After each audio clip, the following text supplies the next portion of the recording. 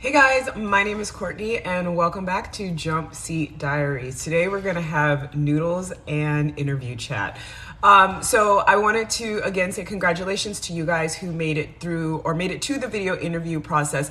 I wanted to create this video. Your girl is late freight. I know that a lot of you guys are submitting your interviews tomorrow, but I'm still gonna do this video anyway, because if you have not done your video interview, it's going to be helpful for that, but it's also going to help you with the next step, which is the in-person interview. So I am going to give you guys some interview tips that have worked for me.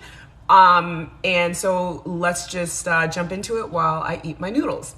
So the very first thing I want to say is be yourself. And I know that sounds so cliche, but as somebody who has not only been an interviewer, but been an interviewee, owning my own business, I have interviewed a ton of people. And we can always tell when you guys are not being yourself. So be yourself, especially if you're interviewing for Southwest. This is the one airline where they love quirky, okay? So like, if you're fun, if you're silly, if you're goofy, be yourself. Don't try to hide that, okay? Another thing that I've heard, now this one is kind of like take it with a grain of salt, but because I personally did not use it, but others swear by it.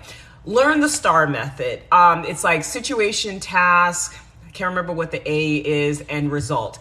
I personally did not use it just because I am pretty good. I feel like the STAR method is good if you're the type of person who runs off on a tangent and you don't know how to connect pieces together. The STAR method allows you to kind of stay on track because it gives you kind of milestones to hit. If you are a good communicator, if you're really good about staying on task when you're having a conversation with somebody and you're not just like all over the place, then I don't feel you really need to use the STAR method. But if you feel like you're going to be nervous in there, you're going to not be able to answer a question completely and give them what they need, then go ahead and look into the STAR method because it will be helpful for you. The other thing I want to say, and not just with Southwest, with any airline. Number one, airlines are huge on safety. Airlines are huge on time management. Airlines are big on customer service and hospitality. Your interview questions should include, if not all three, at least one of those. So you want to start thinking of a time where you place safety a priority. For me, because I'm a nurse, I went back into my nursing background and I talked about how I handled safety when I was passing meds, how I made sure that the staff that I was working with was safe, how I made sure to follow nursing protocol when I was passing meds. So things that deal with safety, because your whole job as a flight attendant is not to pass out pretzels and soda, it's to make sure that you are keeping the people on that aircraft safe. So safety definitely should be tied into one of your interview responses. Time management. That's huge in the airline industry because if an airplane is late, you're talking about thousands and thousands of dollars that airline is going to be fined by the FAA. And not only that, you're going to piss off customers because I don't know about you, but I don't like when my airplane is late because it makes me late for other stuff. So talk about how you are really good with time management. Come up with a story that you can tell about a time at a job that you had or in your personal life where you had to manage your time well, okay? That's the other thing. Hospitality and customer service. Southwest is big on customer service and hospitality. Like, I feel like they nail that down, like, just as much as safety. So you should have, if not 1, 2, 3 times where you can look back on your past careers where you went above and beyond for a customer or a client or a passenger if you worked in the airline industry. Have very specific examples and tell them what the problem was, what you did, and how it made that customer or that passenger feel, okay? Those are all important things. The other thing for your video interview, you have, I don't want to tell you the wrong thing. I know it's at least 3 times. It may be more.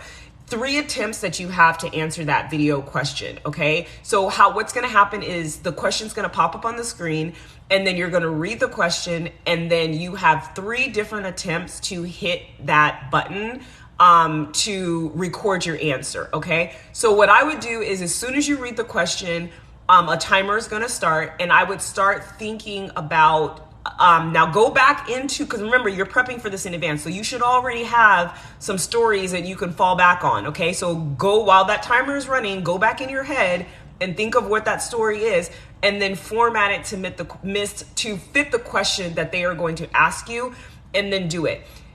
I personally would not use the 3rd attempt, just simply because that 3rd attempt is going to be the one that you submit. So if you mess up on the first one, you can submit a second one. If you mess up on the second one, you can submit a third one. If you mess up on the third one, then you're done, and you can't go back and resubmit the ones that you've used. So I would not personally use that third one, because like anything could happen with technology. I don't know about you, but I'm not good with technology, and so I just did not want to do that.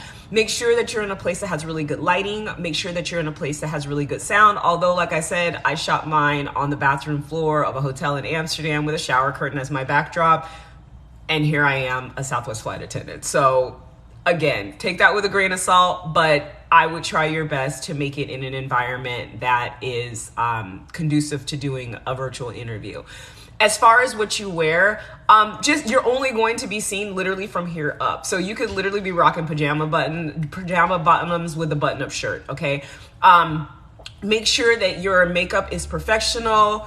What's that girl that's saying, I don't go to work with a green cut crease, okay? Don't be that girl, okay? Be professional. Make sure your makeup is professional. Make sure your hair, no weird colors or anything like that. If you want to wear your hair down, you can wear your hair down. I did wear my hair down for my video interview and my in-person interview. If you want to wear it up in a bun, you can. But yeah, make sure that you don't... what's that? I can't even remember what it was, but it was because me and my daughter used to say it all the time. Basically, keep it professional, and yeah, keep it professional.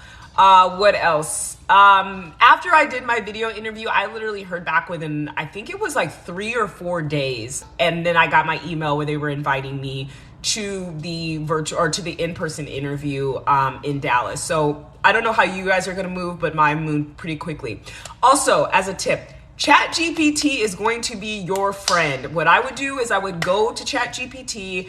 I would say, I am interviewing for a flight attendant position with Southwest Airlines. They are big on hospitality, safety, and time management. Give me some possible questions that I may be asked during my interview process. And then what I would do is, when you get those questions, there's a feature on ChatGPT where you can speak your responses. So I would basically ask ChatGPT to mock interview you, and then verbally, don't type out the answers, verbally speak your answers to ChatGPT, and then at the end, ask ChatGPT how you did, what you can improve on, and if they have any tips or tricks for you guys. Y'all use ChatGPT, okay? It's not, some people think that it's cheating the system or whatever. It's really not. It is giving you that interview prep. My baby Arlo, he's like wilding, y'all. It's giving you that interview prep that you're going to need to get through this, and it's a resource, okay? So definitely go ahead and use that as a resource. That's all I have, you guys. If you have any other questions, please feel free to reach out to me. Thank you guys so much for the follows on not only Instagram, but also TikTok and YouTube. Really appreciate y'all rooting for your girl. If you have not already commented, leave a comment below. Make sure you hit that subscribe button and turn on notifications so that you get a notification every time I post a new video. Until then, cannot wait to share a jump seat with you guys, and good luck on your interviews. Chat with you soon. Leave me a comment down below and let me know how it went. All right, talk to you later. Bye.